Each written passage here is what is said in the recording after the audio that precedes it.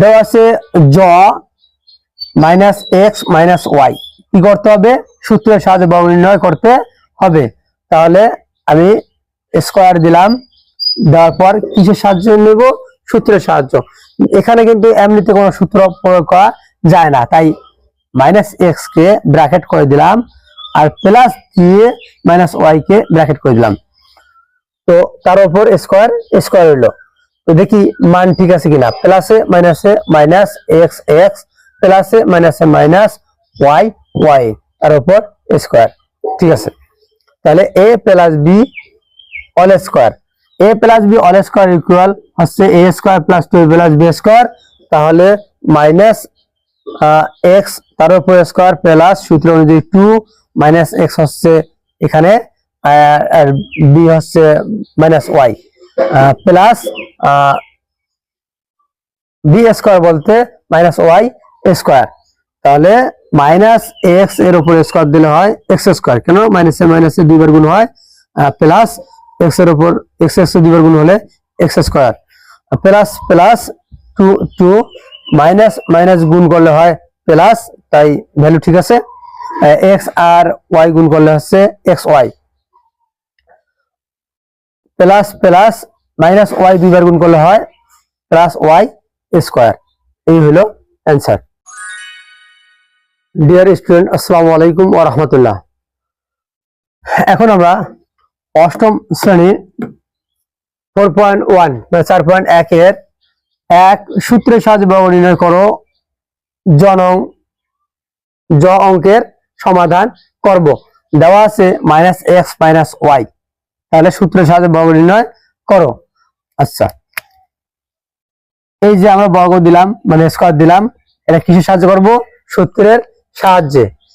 এমনিতে minus x আর minus y দিয়ে স্কয়ার করা যায় না, তো করতে গেলে সাজাতে হবে minus x plus minus y, তার উপর সেকেন্ড ব্র্যাকেট দিয়ে স্কয়ার। তাহলে এটা আমরা মনে করলাম মাইনাস এক্স কে মনে করলাম এ আর মাইনাস ওয়াই কে মনে করলাম বি, তাহলে a plus b all square. আচ্ছা দেখি, প্লাসে মাইনাসে মাইনাস আর প্লাসে মাইনাসে minus, x x y y, তাহলে ঠিক আছে।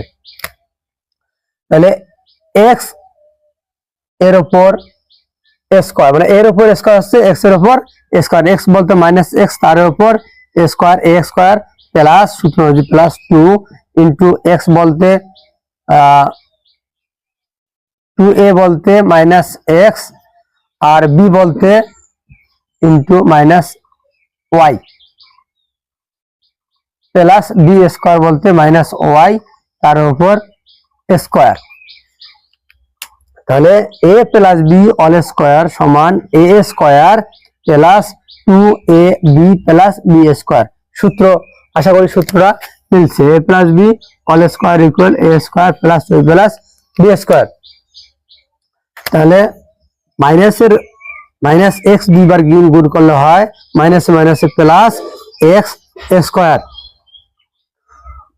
প্লাস এক্স স্কয়ার, তাহলে প্লাস টু আর কোনো সংখ্যা নাই তাই টু মাইনাসে মাইনাসে প্লাস এক্স আর এক্স গুণ করলে হচ্ছে এক্স আর ওয়াই গুণ করলে হচ্ছে এক্স ওয়াই,